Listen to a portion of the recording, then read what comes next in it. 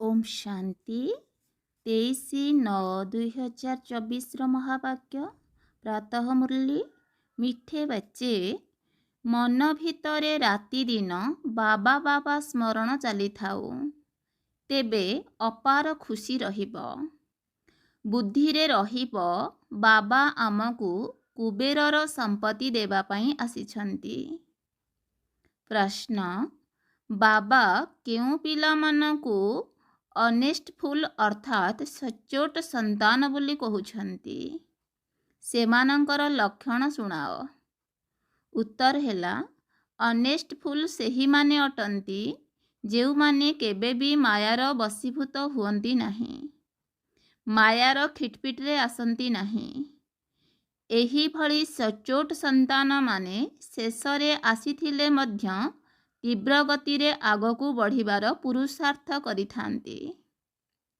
सेमाने पुरुणा मानंक ठारू मध्य आगकू जिबार लक्ष्य रखिथांती।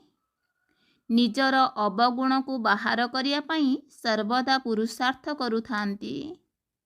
सेमाने अन्य मानंकर अवगुण को देखंती नहीं। ओम शांति। शिव भगवान उवाच सिए हेले आत्मिक पिता काहेकि ना शिव तो परम आत्मा ना। बाबा तो प्रतिदिन नुआ नुआ कथा बुझाउछंती। गीता सुनाइला वाला सन्यासी आदि बहुत अछंती, सेमाने बाबांकु मने पकाई पारिबे नहीं। बाबा शब्द केबे भी सेमानक मुखरू बाहरी पारिबो नहीं। एही शब्द हेउछि गृहस्थ मार्गर मनुष्य मानक पाई। सेमाने तो निवृत्ति मार्गी, सेमाने केवल ब्रह्म को ही मने पकाई थांती। मुख द्वारा सेमाने केबे भी शिव बाबा बोली कहिबे नहीं। ए कथा तुमे चाहिले परीक्षा करी देखि पारिबो। धरिनिय बड़ बड़ विद्वान सन्यासी चिन्मयानंद आदि गीता सुनाउछंती। एपरि नुह जे सेमाने गीतार भगवान श्रीकृष्ण को भावी तांको सहित जोग लगाई पारिबे ना। तेणु सेमाने ब्रह्म सहित जोग लगाउथिबा ब्रह्मज्ञानी बा तत्वज्ञानी अटंती। कृष्ण को केबे केही बाबा बोली कहिबे एहा होई पारिबो नाही। श्रीकृष्ण गीता सुनाउथिबा बाबा तो नुहंती ना। शिवं को समस्ते बाबा बोली कहउछंती काहेकि ना सिए सबु आत्मा मानंकर पिता। परम पिता परमात्मा कही सबु आत्मा माने तांकु डाकुछंती। सिए हेउछंती सुप्रीम परम, कारण सिए परम धाम निवासी। तुमे मध्य समस्ते परम धाम रे रहुच, किंतु तांकु परमात्मा बोली कुहा जाउछि। सिए केबे पुनर्जन्म रे आसुनाहंती। सिए निजे कहउछंती मोर जन्म दिव्य अलौकिक। एही भली रथरे प्रवेश करी विश्वर मालिक हेबार जुक्ति बताइबे। एपरि आउ केही कहि पारिबे नहीं। सेथिपाई बाबा कहउछंती मु जिए जेउ परी मोते केही भी जानी नाहंती। मु जेतेबेले निजर परिचय दिए मोते सेतेबेले ही जानी पारंती। जेउ माने एही ब्रह्म अथवा तत्व को भगवान बोली मानुछंती सेमाने पुणी कृष्ण को निजर पिता बोली किपरि मानिबे। आत्मा माने तो समस्ते मोर संतान ना, तेबे कृष्ण को समस्ते पिता बोली किपरि कहिबे। कौन एपरि कहिबे कि कृष्ण समस्तंकर पिता, आमे सबु परस्पर भाई भाई। एपरि भी नुह जे कृष्ण सर्वव्यापी। समस्ते कौन कृष्ण होई पारिबे कि? जदि समस्ते कृष्ण होई जिबे तेबे तांकर पिता मध्य थिबा दरकार। मनुष्य माने बहुत कथा भूली जाइछंती। बाबांकु जानी नाहंती, तेणु कहउछंती मते कोटि करे केही जणे जणे जानुछंती। कृष्ण को तो केही भी जानी पारिबे। विदेशी माने मध्य तांकु जानिछंती लॉर्ड कृष्ण बोली कहउछंती ना। एहार चित्र मध्य अछि, किंतु वास्तव चित्र नाही। भारतवासींक ठारू शुणुछंती तांकर पूजा बहुत हेउछि, तेणु गीतारे लेखि देइछंती कृष्ण भगवान उवाच ତେବେ ଭଗବାନଙ୍କୁ କ'ଣ ଲର୍ଡ଼ ବୋଲି କୁହାଯାଏ କି? ଲର୍ଡ଼ କୃଷ୍ଣ ବୋଲି କୁହାଯାଏ ନା? ଲର୍ଡ଼ର ଉପାଧି ବାସ୍ତବରେ ବଡ଼ ଲୋକମାନଙ୍କୁ ମିଳିଥାଏ, କିନ୍ତୁ ଏହି ଉପାଧି ତ ଏବେ ସମସ୍ତଙ୍କୁ ଦେଉଛନ୍ତି। ଏହାକୁ ହିଁ କୁହାଯାଉଛି ଅନ୍ଧେରେ ନଗରୀ। ଯେକୌଣସି ପତିତ ମନୁଷ୍ୟକୁ ଲର୍ଡ଼ ବୋଲି କହିଦେଉଛନ୍ତି। କେଉଁଠି ଆଜିର ପତିତ ମନୁଷ୍ୟ ଏବଂ କେଉଁଠି ଶିବ ବା ଶ୍ରୀକୃଷ୍ଣ। ବାବା କହୁଛନ୍ତି, ମୁଁ ତୁମମାନଙ୍କୁ ଯେଉଁ ଜ୍ଞାନ ଦେଉଛି ତାହା ପୁଣି ଲୁପ୍ତ ହୋଇଯାଉଛି। ମୁଁ ହିଁ ଆସି ନୂଆ ଦୁନିଆ ସ୍ଥାପନା କରୁଛି। ଜ୍ଞାନ ମଧ୍ୟ ମୁଁ ବର୍ତ୍ତମାନ ହିଁ ଦେଉଛି। ମୁଁ ଜ୍ଞାନ ଦେଲେ ହିଁ ପିଲାମାନେ ଶୁଣିବେ। ମୋ ବିନା ଏହି ଜ୍ଞାନ ଆଉ କେହି ଶୁଣାଇ ପାରିବେ ନାହିଁ, କାରଣ କେହି ଜାଣି ହିଁ ନାହାନ୍ତି। କ'ଣ ସନ୍ନ୍ୟାସୀମାନେ ଶିବ ବାବାଙ୍କୁ ମନେ ପକାଇ ପାରିବେ? ସେମାନେ କହି ମଧ୍ୟ ପାରିବେ ନାହିଁ ଯେ ନିରାକାର ଈଶ୍ୱରଙ୍କୁ ମନେ ପକାଅ। ଏ କଥା କେବେ ଶୁଣିଛ? ବହୁତ ପାଠଶାଠ ପଢ଼ିଥିବା ପିଲାମାନେ ମଧ୍ୟ ବୁଝୁନାହାନ୍ତି। ଏବେ ବାବା ବୁଝାଉଛନ୍ତି କୃଷ୍ଣ ଭଗବାନ ନୁହନ୍ତି। ମନୁଷ୍ୟମାନେ ତ ତାଙ୍କୁ ହିଁ ଭଗବାନ ବୋଲି କହୁଛନ୍ତି। କେତେ ଫରକ ରହିଛି। ବାବା ତ ପିଲାମାନଙ୍କୁ ବସି ରାଜଯୋଗର ପାଠ ପଢ଼ାଉଛନ୍ତି। ତେଣୁ ସିଏ ଆମର ପିତା, ଶିକ୍ଷକ, ଗୁରୁ ମଧ୍ୟ ଅଟନ୍ତି। ଶିବ ବାବା ସମସ୍ତଙ୍କୁ ବସି ବୁଝାଉଛନ୍ତି। ନ ବୁଝିବା କାରଣରୁ ତ୍ରିମୂର୍ତ୍ତି ଚିତ୍ରରେ ଶିବଙ୍କୁ ରଖୁନାହାନ୍ତି, ବ୍ରହ୍ମାଙ୍କୁ ରଖୁଛନ୍ତି, ଯାହାଙ୍କୁ ପ୍ରଜାପିତା ବ୍ରହ୍ମା ବୋଲି କହୁଛନ୍ତି, ଯିଏକି ପ୍ରଜା ରଚନା କରୁଛନ୍ତି, କିନ୍ତୁ ତାଙ୍କୁ ଭଗବାନ ବୋଲି କୁହାଯାଇ ପାରିବ ନାହିଁ। ଭଗବାନ କେବେ ପ୍ରଜା ରଚନା କରନ୍ତି ନାହିଁ। ସବୁ ଆତ୍ମାମାନେ ତ ଭଗବାନଙ୍କର ସନ୍ତାନ ଅଟନ୍ତି। ପୁଣି କାହା ଦ୍ୱାରା ପ୍ରଜା ରଚନା କରୁଛନ୍ତି? ତୁମକୁ କିଏ ପୋଷ୍ୟ କରୁଛନ୍ତି? ବ୍ରହ୍ମାଙ୍କ ଦ୍ୱାରା ବାବା ପୋଷ୍ୟ କରୁଛନ୍ତି। ଯେବେ ବ୍ରାହ୍ମଣ ହେବ ତେବେ ଯାଇ ଦେବତା ହେବ ନା? ଏହି କଥା ତ ତୁମେମାନେ କେବେ ଶୁଣିନାହଁ। ପ୍ରଜାପିତା ବ୍ରହ୍ମାଙ୍କର ମଧ୍ୟ ନିଶ୍ଚିନ୍ତ ଭାବରେ ପାଠ ରହିଛି। ଅଭିନୟ ଦରକାର ନା, ନଚେତ୍ ଏତେ ପ୍ରଜା କେଉଁଠାରୁ ଆସିବେ? ଦୈହିକ ବଂଶାବଳୀ ତ ହୋଇପାରିବେ ନାହିଁ। ଦୈହିକ ବଂଶାବଳୀ ବ୍ରାହ୍ମଣ କୁହନ୍ତି ଆମର ସାଙ୍ଗିଆ ବ୍ରାହ୍ମଣ। ନାମ ତ ସମସ୍ତଙ୍କର ଅଲଗା ଅଲଗା ରହିଛି। ପ୍ରଜାପିତା ବ୍ରହ୍ମା ବୋଲି ସେତେବେଳେ କହୁଛନ୍ତି ଯେତେବେଳେ ଶିବ ବାବା ଏହାଙ୍କର ଶରୀରରେ ପ୍ରବେଶ କରୁଛନ୍ତି। ତେବେ ଏହା ନୂଆ କଥା ନା? ବାବା ନିଜେ କହୁଛନ୍ତି ମୋତେ କେହି ଜାଣିନାହାନ୍ତି, ସୃଷ୍ଟିଚକ୍ରକୁ ମଧ୍ୟ ଜାଣିନାହାନ୍ତି। ସେଥିପାଇଁ ଋଷିମୁନି ସବୁ ନେତି ନେତି ବୋଲି କହି ଆସୁଛନ୍ତି। ସେମାନେ ନା ପରମାତ୍ମାଙ୍କୁ ନା ପରମାତ୍ମାଙ୍କର ରଚନାକୁ ଜାଣିଛନ୍ତି। ବାବା କହୁଛନ୍ତି ଯେତେବେଳେ ମୁଁ ଆସି ନିଜର ପରିଚୟ ଦେବି ତେବେ ତ ଜାଣିବେ ନା? ଏହି ଦେବତାମାନେ କ'ଣ ସେଠାରେ ଜାଣିପାରିବେ ଯେ ଆମେ ଏହି ରାଜ୍ୟ କିପରି ପାଇଛୁ? ସେମାନଙ୍କ ପାଖରେ କୌଣସି ଜ୍ଞାନ ରହିବ ନାହିଁ। ପଦ ପାଇଗଲେ ପୁଣି ଜ୍ଞାନର ଆବଶ୍ୟକତା ନାହିଁ। ପଦ ପାଇଗଲେ ପୁଣି ଜ୍ଞାନର ଆବଶ୍ୟକତା ନାହିଁ। ଜ୍ଞାନ ଦରକାର ସଦ୍ଗତି ପାଇଁ। ଏମାନେ ତ ସଦ୍ଗତି ପ୍ରାପ୍ତ କରିସାରିଛନ୍ତି। ଏହା ବହୁତ ଗୁହ୍ୟ କଥା। ଏହି କଥାକୁ ବୁଦ୍ଧିମାନମାନେ ହିଁ ବୁଝିପାରିବେ। ବାକି ଯେଉଁ ବୁଢ଼ୀ ବୁଢ଼ୀ ମାତାମାନେ ଅଛନ୍ତି ତାଙ୍କ ପାଖରେ ଏତେ ବୁଦ୍ଧି ତ ନାହିଁ। ତାହା ମଧ୍ୟ ଡ୍ରାମାର ପ୍ଲାନ୍ ଅନୁସାରେ ପ୍ରତ୍ୟେକଙ୍କର ନିଜସ୍ୱ ପାର୍ଟ ରହିଛି। ଏପରି କେବେ କୁହାଯାଇପାରିବ ନାହିଁ ଯେ ହେ ଈଶ୍ୱର ବୁଦ୍ଧି ଦିଅ। ଯଦି ସମସ୍ତଙ୍କୁ ମୁଁ ଏକାପରି ବୁଦ୍ଧି ଦେବି ତେବେ ସମସ୍ତେ ତ ନାରାୟଣ ହୋଇଯିବେ। ତେବେ ସମସ୍ତେ କ'ଣ ଜଣଙ୍କ ଉପରେ ଜଣେ ସିଂହାସନରେ ବସିବେ କି?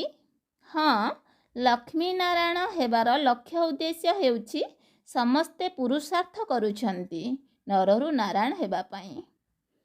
ଲକ୍ଷ୍ମୀ ନାରାୟଣ ହେବାର ଲକ୍ଷ୍ୟ ଉଦ୍ଦେଶ୍ୟ ରହିଛି ସମସ୍ତେ ପୁରୁଷାର୍ଥ କରୁଛନ୍ତି ନରରୁ ନାରାୟଣ ହେବା ପାଇଁ। ତେବେ ପୁରୁଷାର୍ଥ ଅନୁସାରେ ହେବେ ନା। ଯଦି ସମସ୍ତେ ନାରାୟଣ ହେବା ପାଇଁ ହାତ ଉଠାଇ ଦେବେ ତେବେ ବାବାଙ୍କୁ ହସ ଲାଗିବ ନା। ସମସ୍ତେ ଏକା ଭଳି କିପରି ହେବେ? କ୍ରମାନୁସାରେ ତ ହେବେ ନା। ନାରାୟଣ ପ୍ରଥମ, ଦ୍ୱିତୀୟ, ତୃତୀୟ, ଯେପରି ଏଡୱାର୍ଡ ପ୍ରଥମ, ଦ୍ୱିତୀୟ, ତୃତୀୟ ହୋଇଥାନ୍ତି ନା। ଯଦିଓ ଲକ୍ଷ୍ୟ ଉଦ୍ଦେଶ୍ୟ ରହିଛି, କିନ୍ତୁ ନିଜେ ତ ଜାଣିପାରିବେ ନା ମୋର ଚଳଣି ଏପରି, ମୁଁ କି ପଦ ପାଇବି। ପୁରୁଷାର୍ଥ ତ ନିଶ୍ଚିନ୍ତ ଭାବରେ କରିବାକୁ ହେବ। ବାବା କ୍ରମାନୁସାରେ ଫୁଲ ନେଇ ଆସୁଛନ୍ତି, କ୍ରମାନୁସାରେ ଫୁଲ ଦେଇ ମଧ୍ୟ ପାରିବେ, କିନ୍ତୁ ଏପରି କରୁନାହାନ୍ତି। ନିରାଶ ହୋଇଯିବେ। ବାବା ଜାଣିଛନ୍ତି, ଦେଖୁଛନ୍ତି, କିଏ ଅଧିକ ସେବା କରୁଛନ୍ତି, କିଏ ଭଲ ଫୁଲ। ଶେଷରେ କ୍ରମାନୁସାରେ ହିଁ ଆସିବେ। ବହୁତ ପୁରୁଣା ମଧ୍ୟ ବସିଛନ୍ତି, କିନ୍ତୁ ସେମାନଙ୍କ ମଧ୍ୟରୁ ନୂଆମାନେ ବହୁତ ଭଲ ଭଲ ଫୁଲ ଅଟନ୍ତି। ବାବା କହୁଛନ୍ତି, ଇଏ ନମ୍ବର 1 ଅନେଷ୍ଟ ଫୁଲ। ଏହାଙ୍କ ଭିତରେ କୌଣସି କଳି ତକରାଳ କରିବାର ବା ଈର୍ଷା ଆଦିର ସଂସ୍କାର ନାହିଁ। ଅନେକଙ୍କ ଭିତରେ କିଛି ନା କିଛି ଦୋଷ ଦୁର୍ବଳତା ରହିଛି। ସମ୍ପୂର୍ଣ୍ଣ ତ କାହାକୁ କୁହାଯାଇପାରିବ ନାହିଁ। 16 କଳା ସମ୍ପୂର୍ଣ୍ଣ ହେବା ପାଇଁ ବହୁତ ମେହନତ କରିବାକୁ ପଡ଼ିବ। ବର୍ତ୍ତମାନ କେହି ସମ୍ପୂର୍ଣ୍ଣ ହୋଇପାରିବେ ନାହିଁ। ଏବେ ତ ବହୁତ ଭଲ ଭଲ ସନ୍ତାନମାନଙ୍କ ଭିତରେ ମଧ୍ୟ ଈର୍ଷା ରହିଛି। ଦୁର୍ବଳତା ସମସ୍ତଙ୍କ ପାଖରେ ରହିଛି ନା। ବାବା ଜାଣିଛନ୍ତି ସମସ୍ତେ କେଉଁ ପ୍ରକାର ପୁରୁଷାର୍ଥ କରୁଛନ୍ତି। ଦୁନିଆବାଲା କ'ଣ ଜାଣିବେ? ସେମାନେ ତ କିଛି ହେଲେ ବୁଝୁନାହାନ୍ତି, ବହୁତ କମ୍ ବୁଝୁଛନ୍ତି। ଗରିବମାନେ ତୁରନ୍ତ ବୁଝି ଯାଉଛନ୍ତି। ଏହି ରାଜଯୋଗର ପାଠ ପଢ଼ାଇବା ପାଇଁ ବେହଦ୍ର ବାବା ଆସିଛନ୍ତି। ଏବେ ବାବାଙ୍କୁ ମନେ ପକାଇଲେ ଆମର ପାପ କଟିଯିବ। ଆମେ ବାବାଙ୍କ ପାଖକୁ ଆସିଛୁ। ବାବାଙ୍କ ଠାରୁ ନୂଆ ଦୁନିଆର ବର୍ଷା ନିଶ୍ଚିନ୍ତ ମିଳିବ। ତେବେ କ୍ରମାନୁସାରେ ତ ନିଶ୍ଚିନ୍ତ ରହିବେ, 100ରୁ ଆରମ୍ଭ କରି 1 ନମ୍ବର ପର୍ଯ୍ୟନ୍ତ। କିନ୍ତୁ ବାବାଙ୍କୁ ଜାଣିଗଲେ, ଟିକିଏ ବି ଜ୍ଞାନ ଶୁଣିଲେ, ତେବେ ସ୍ୱର୍ଗରେ ନିଶ୍ଚିନ୍ତ ଆସିବେ। 21 ଜନ୍ମ ପର୍ଯ୍ୟନ୍ତ ସ୍ୱର୍ଗରେ ଆସିବା କୌଣସି କମ୍ କଥା କି? ଏପରି ନୁହଁ ଯେ କାହାର ମୃତ୍ୟୁ ହେଲେ କହିବେ 21 ଜନ୍ମ ପାଇଁ ସ୍ୱର୍ଗକୁ ଗଲା। ସ୍ୱର୍ଗ ଅଛି କେଉଁଠି? କେତେ ଭ୍ରାନ୍ତ ଧାରଣାରେ ଅଛନ୍ତି। ବଡ଼ ବଡ଼ ଲୋକମାନେ ମଧ୍ୟ କହୁଛନ୍ତି ଅମୁକ ସ୍ୱର୍ଗକୁ ଗଲା। ସ୍ୱର୍ଗ କାହାକୁ କହୁଛନ୍ତି? ଅର୍ଥ କିଛି ହେଲେ ବୁଝୁନାହାନ୍ତି। ଏ କଥା କେବଳ ତୁମେ ହିଁ ଜାଣିଛ। ତୁମେ ମଧ୍ୟ ମନୁଷ୍ୟ, କିନ୍ତୁ ତୁମେ ହେଉଛ ବ୍ରାହ୍ମଣ। ତୁମେ ନିଜକୁ ବ୍ରାହ୍ମଣ ବୋଲି କହୁଛ। ତୁମ ବ୍ରାହ୍ମଣମାନଙ୍କର କେବଳ ଜଣେ ବାପ ଦାଦା ଅଛନ୍ତି। ତୁମେ ସନ୍ନ୍ୟାସୀମାନଙ୍କୁ ମଧ୍ୟ ପଚାରିପାରିବ ଯେ ଏହି ଯେଉଁ ମହାବାକ୍ୟ ବା ଭଗବାନ ଉବାଚ ରହିଛି କି ଦେହ ସହିତ ଦେହର ସବୁ ଧର୍ମକୁ ଛାଡ଼ି ମୋତେ ମନେ ପକାଅ, କ'ଣ ଏ କଥା କୃଷ୍ଣ କହିଛନ୍ତି? ମୋତେ ମନେ ପକାଅ। ତୁମେ କ'ଣ କୃଷ୍ଣଙ୍କୁ ମନେ ପକାଉଛ କି? ସେମାନେ କେବେ ବି ହଁ କରିପାରିବେ ନାହିଁ, ହଁ କହିପାରିବେ ନାହିଁ। ତେବେ ସେହିଠାରେ ହିଁ ତୁମର ଜ୍ଞାନ ପ୍ରସିଦ୍ଧ ହୋଇଯିବା କଥା। କିନ୍ତୁ ଯେହେତୁ ବିଚାରୀ ମାତା କନ୍ୟାମାନେ ଜ୍ଞାନ ଶୁଣାଇବା ପାଇଁ ଯାଉଛନ୍ତି, ସେମାନେ କ'ଣ ଜାଣିବେ? ତେଣୁ ସେମାନେ ନିଜର ଶିଷ୍ୟମାନଙ୍କ ଆଗରେ ତାଙ୍କ ଉପରେ କ୍ରୋଧିତ ହୋଇଯାଉଛନ୍ତି। ଋଷିମାନଙ୍କ ଭିତରେ ଦୁର୍ବାସା ଋଷିଙ୍କର ନାମ ମଧ୍ୟ ଅଛି ନା। ତାଙ୍କ ପାଖରେ ବହୁତ ଅହଙ୍କାର ଥିଲା, ବହୁତ ଶିଷ୍ୟ ମଧ୍ୟ ଥିଲେ। କିନ୍ତୁ ବର୍ତ୍ତମାନ ଭକ୍ତିର ରାଜ୍ୟ, ତେଣୁ ତାଙ୍କୁ ପଚାରିବା ପାଇଁ କାହା ପାଖରେ ଶକ୍ତି ହିଁ ନାହିଁ। ନଚେତ୍ ତାଙ୍କୁ କହିପାରିବ ଯେ ତୁମେମାନେ ତ ଶିବ ବାବାଙ୍କର ପୂଜା କରୁଛ। ବାସ୍ତବରେ ଭଗବାନ କାହାକୁ କୁହାଯିବ? କ'ଣ ମାଟି ଗୋଡ଼ିରେ ଭଗବାନ ଅଛନ୍ତି? ଆଗକୁ ଗଲେ ଏହି ସବୁ କଥାକୁ ବୁଝିବେ। ଏବେ ସେମାନଙ୍କର କେତେ ନିଶା ରହିଛି। ସମସ୍ତେ ତ ପୂଜାରୀ ଅଟନ୍ତି। ପୂଜ୍ୟ ବୋଲି କାହାକୁ କୁହାଯାଇପାରିବ ନାହିଁ। ବାବା କହୁଛନ୍ତି, ମୋତେ କ୍ୱଚିତ୍ କେହି କେହି ଜାଣୁଛନ୍ତି। ମୁଁ ଯିଏ, ଯେପରି ତୁମମାନଙ୍କ ଭିତରୁ ମଧ୍ୟ କ୍ୱଚିତ୍ କେହି କେହି ସମ୍ପୂର୍ଣ୍ଣ ରୂପେ ଜାଣିଛନ୍ତି। ଯେଉଁମାନେ ଜାଣିଛନ୍ତି ସେମାନେ ବହୁତ ଆନ୍ତରିକ ଖୁସିରେ ରହୁଛନ୍ତି। ଏ କଥା ତ ତୁମେମାନେ ଜାଣିଛ ନା। ବାବା ହିଁ ଆମକୁ ସ୍ୱର୍ଗର ରାଜତ୍ୱ ଦେଉଛନ୍ତି। ତୁମମାନଙ୍କୁ କୁବେର ସମ୍ପତ୍ତି ମିଳୁଛି। ଆଲ୍ଲା ଅବଲଦିନର ଖେଳ ମଧ୍ୟ ଦେଖାଉଛନ୍ତି ନା। ଶବ୍ଦ କଲେ ଧନରତ୍ନ ବାହାରି ଆସୁଥିଲା। ଏହିଭଳି ଅନେକ କାହାଣୀମାନ ରହିଛି। ଖୁଦାଦୋସ୍ତ ନାମକ ରାଜା କ'ଣ କରୁଥିଲେ ତା ଉପରେ ମଧ୍ୟ କାହାଣୀ ଅଛି। ସେଥିରେ ଦେଖାଇଛନ୍ତି ଗୋଟିଏ ପୋଲ ଥିଲା, ଯାହା ଉପରେ ଅତିକ୍ରମ କରୁଥିବା ବ୍ୟକ୍ତିକୁ ଖୁଦାଦୋସ୍ତ ଗୋଟିଏ ଦିନ ପାଇଁ ରାଜସିଂହାସନର ଅଧିକାରୀ କରି ବିଦା। ଏସବୁ ହେଲା କାହାଣୀ। ଏବେ ବାବା ବୁଝାଉଛନ୍ତି ଖୁଦା ତୁମମାନଙ୍କର ସାଥୀ। ଏହାଙ୍କ ଶରୀରରେ ପ୍ରବେଶ କରି ତୁମ ସହିତ ଖାଉଛନ୍ତି, ପିଉଛନ୍ତି, ଖେଳୁଛନ୍ତି। ଶିବ ବାବା ଏବଂ ବ୍ରହ୍ମା ବାବାଙ୍କର ରଥ ଗୋଟିଏ, ତେବେ ନିଶ୍ଚିନ୍ତ ଭାବରେ ଖେଳି ମଧ୍ୟ ପାରିବେ ନା। ବ୍ରହ୍ମା ବାବା ବାବାଙ୍କୁ ମନେ ପକାଇ ପକାଇ ଖେଳୁଛନ୍ତି, କାରଣ ଉଭୟ ଗୋଟିଏ ଶରୀରରେ ଅଛନ୍ତି ନା, ବାବା ଏବଂ ଦାଦା। କିନ୍ତୁ ଏହି କଥାକୁ କେହି ହେଲେ ବି ବୁଝିପାରୁନାହାନ୍ତି। କହୁଛନ୍ତି ରଥ ଚଢ଼ି ଆସିଲେ, ତେଣୁ ସେମାନେ ପୁଣି ଘୋଡ଼ା ଗାଡ଼ିର ରଥ ତିଆରି କରିଦେଇଛନ୍ତି। ଏପରି ବି କୁହାଯାଇପାରିବ ନାହିଁ ଯେ କୃଷ୍ଣଙ୍କ ଭିତରେ ଶିବ ବାବା ପ୍ରବେଶ କରି ଜ୍ଞାନ ଦେଉଛନ୍ତି। ସେମାନେ କୃଷ୍ଣ ଭଗବାନ ଉବାଚ ବୋଲି କହିଦେଉଛନ୍ତି। ବ୍ରହ୍ମା ଭଗବାନ ଉବାଚ ବୋଲି ତ କହିପାରିବେ ନାହିଁ। ନା, ଇଏ ହେଉଛନ୍ତି ରଥ। ଶିବ ଭଗବାନ ଉବାଚ, ବାବା ବସି ତୁମମାନଙ୍କୁ ନିଜର ଏବଂ ରଚନାର ଆଦି ମଧ୍ୟ ଅନ୍ତର ପରିଚୟର ଅବଧି ବତାଉଛନ୍ତି, ଯାହା କେହି ବି ଜାଣିନାହାନ୍ତି। ଯେଉଁମାନେ ବୁଦ୍ଧିବାନ ଅଟନ୍ତି ସେମାନେ ବୁଦ୍ଧି ଦ୍ୱାରା କାମ ହାସଲ କରିବେ। ସନ୍ନ୍ୟାସୀମାନଙ୍କର ତ ସନ୍ନ୍ୟାସ କରିବାର ଅଛି। ତୁମେ ମଧ୍ୟ ଶରୀର ସହିତ ସବୁକିଛି ସନ୍ନ୍ୟାସ କରୁଛ। ଏହା ଆମର ପୁରୁଣା ଶରୀର। ଆମକୁ ତ ନୂଆ ଦୁନିଆକୁ ଯିବାକୁ ହେବ। ଆମେ ଆତ୍ମାମାନେ ଏଠାକାର ବାସିନ୍ଦା ନୋହୁଁ। ଏଠାକୁ ଆମେ କେବଳ ଅଭିନୟ କରିବା ପାଇଁ ଆସିଛୁ। ଆମେ ସବୁ ପରମଧାମର ନିବାସୀ ଅଟୁ।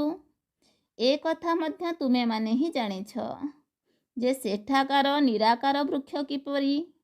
ସବୁ ଆତ୍ମାମାନେ ସେଠାରେ ରହିଥାନ୍ତି। ଏହା ଅନାଦି ଡ୍ରାମା ରଚନା କରାଯାଇଛି। କେତେ କୋଟି କୋଟି ଜୀବାତ୍ମା ଅଛନ୍ତି। ଏତେ ସବୁ କେଉଁଠାରେ ରହୁଛନ୍ତି? ନିରାକାରୀ ଦୁନିଆରେ। ବାକି ଏହି ତାରକାମାନେ ଆତ୍ମା ନୁହନ୍ତି।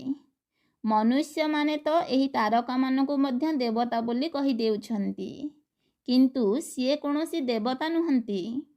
ଜ୍ଞାନର ସୂର୍ଯ୍ୟ ତ ଶିବ ବାବାଙ୍କୁ ହିଁ କୁହାଯିବ। ତାଙ୍କୁ କ'ଣ ଦେବତା ବୋଲି କୁହାଯିବ କି? ଶାସ୍ତ୍ରରେ ତ କ'ଣ କ'ଣ ସବୁ ଲେଖିଦେଇଛନ୍ତି।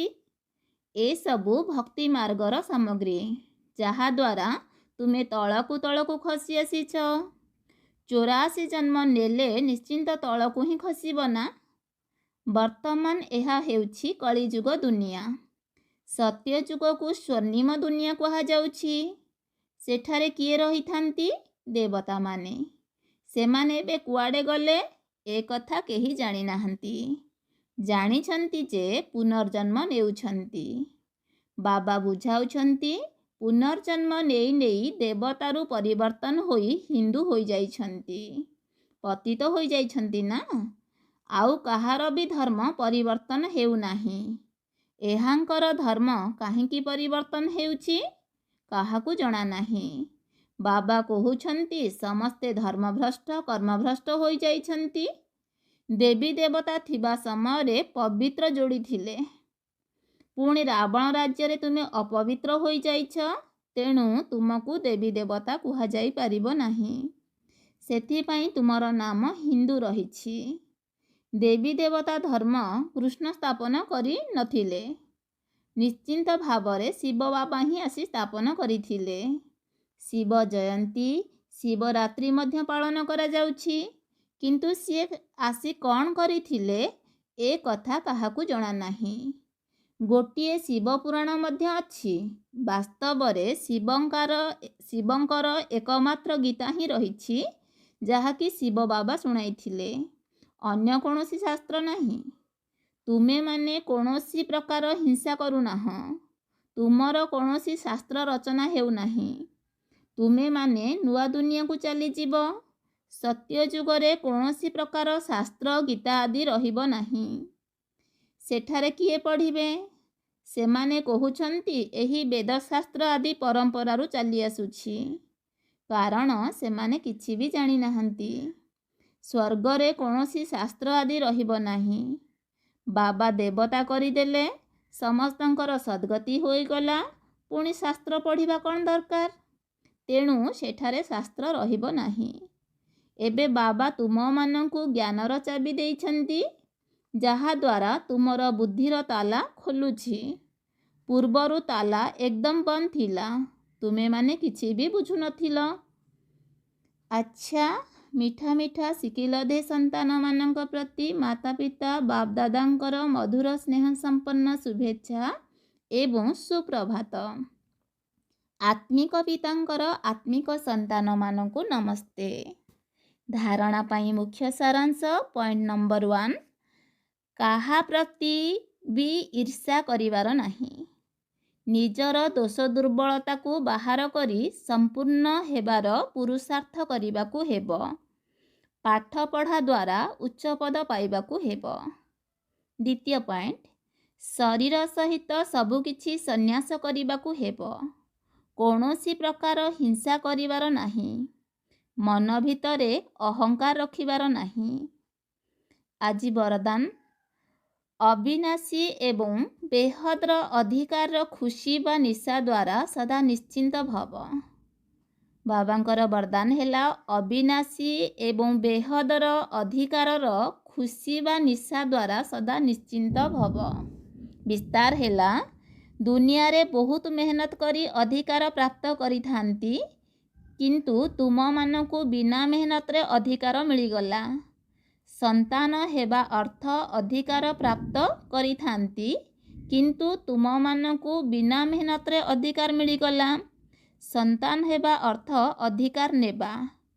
ବାରେ ମୁଁ ଶ୍ରେଷ୍ଠ ଅଧିକାରୀ ଆତ୍ମା, ଯଦି ଏହିଭଳି ବେହଦର ଅଧିକାରର ଖୁସି ଏବଂ ନିଶାରେ ରହିବ, ତେବେ ସର୍ବଦା ନିଶ୍ଚିନ୍ତ ରହିବ। ଏହି ଅବିନାଶୀ ଅଧିକାର ସୁନିଶ୍ଚିତ ଅଟେ। ତେବେ ଯେଉଁଠାରେ ନିଶ୍ଚିନ୍ତତା ଥାଏ, ସେଠାରେ ନିଶ୍ଚିନ୍ତତା ମଧ୍ୟ ଥାଏ। ତେଣୁ ନିଜର ସବୁ ଦାୟିତ୍ୱଗୁଡ଼ିକୁ ବାବାଙ୍କୁ ସମର୍ପି ଦିଅ, ତେବେ ସବୁ ଚିନ୍ତାରୁ ମୁକ୍ତ ହୋଇଯିବ। ସ୍ଲୋଗାନ, ଯେଉଁମାନେ ଉଦାର ଚିତ୍ତର ବିଶାଳ ହୃଦୟବାନ ଅଟନ୍ତି, ସେହିମାନେ ହିଁ ଏକତାର ମୂଳଦୁଆ ଅଟନ୍ତି। ସ୍ଲୋଗାନ ହେଲା, ଯେଉଁମାନେ ଉଦାର ଚିତ୍ତ ବିଶାଳ ହୃଦୟବାନ ଅଟନ୍ତି, ସେହିମାନେ ହିଁ ଏକତାର ମୂଳଦୁଆ ଅଟନ୍ତି। ଆଚ୍ଛା, ଓମ୍ ଶାନ୍ତି।